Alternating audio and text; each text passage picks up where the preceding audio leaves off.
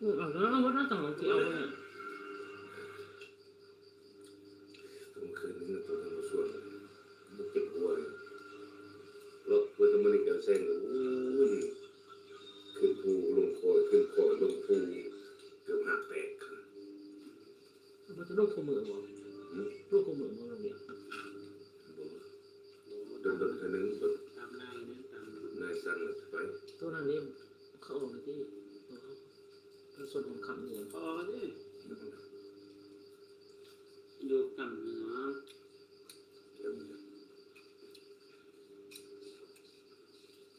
บริเวณหมอพี่จะกินได้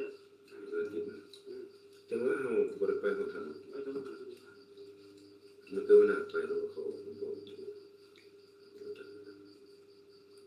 ไปผมว่าลงที่อยู่ทางนั้นอยู่ทางโน้นเลยอันนี้เบิ่งแต่ว่าทางติดไปอันนี้เบิ่งเสนภาทางนั้นก็ลงมา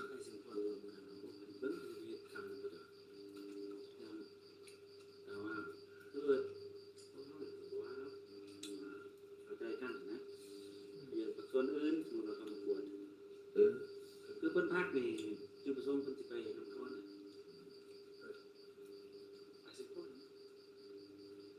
เป็นกันเมื่อนั้นเรียลงกันลงสิเห็นไปนะครับคนเรียกมันเจ้าพยายามเห็นเบื่อตะปือเด็กจะไล่กับประจักษ์ชีวะกันที่จริงทางอาภิษอาภิษแต่ว่าประชาชนเคยเขาทำโมเดลขนาดใหญ่นะเขาเขียนได้เขาบอกนะเขาเป็นอย่างนั้นคันท่ามาเรื่องระเบียบเขาเนี่ยเขาเดินเขาบอกเป็นสาวคนแต่เขาเป็นอภิบาลอยู่จำนวนได้ที่เขาพัดเขาพ้นนะแล้วแต่คนเขาไปสามยันเขาเป็นเสี่ยวหมดเบิ่งขมวนส่วนเป็นอย่างหนึ่งขมวนนั่งเนี่ยเกิดเดียวชนะขมวนต่างหนึ่งคือเขาได้อยู่ส่วน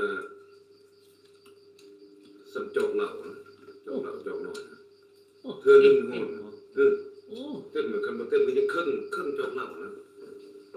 เขาหนมันมีเดี๋ยวเขาเป็นหุ่นหมากหมดแบบเป็นหมากเนี่ยนะเรื่องจะเป็นเม็ดก็ว่าเขาไปปลูกกระป๋องกาแฟนั่นนะกาแฟผู้เคมีนะบอกกันนี่มันว่ามันก็คือเท่านั้น โรงงานแบบดินมันเก็บน้ำ ผูกโพดดินมันผูกดินมันลุกมันเก็บน้ำสิฮะบอกแค่นี้โรงงานเดี๋ยวมันก็มีแหละก็สำหรับโรงงานมันดินเท่านั้นนะมันจะสิว่าก็คือทางจริงก็กินมีหลัก ปลูกยังกาแฟปลูกตัวเดียวนี่นายเพื่อนตัวใบดินนี่ก็เป็นทุเรียนเขียนอากาศร้อนหรือว่ากับน้ำแต่ว่ามันก็ใส่ดินนี้อากาศหนาวกันแต่ว่าดินตัวนี้มันเป็นนะ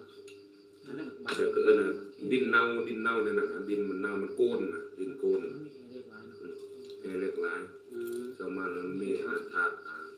เคมีโกนเหมือนไม่เราคนบ้านเฮ็ดข้าวเฮ็ดน้ำปลูกข้าวปลูกน้ำยังบ่งามเขาซักข้าวให้เขายังบ่งาม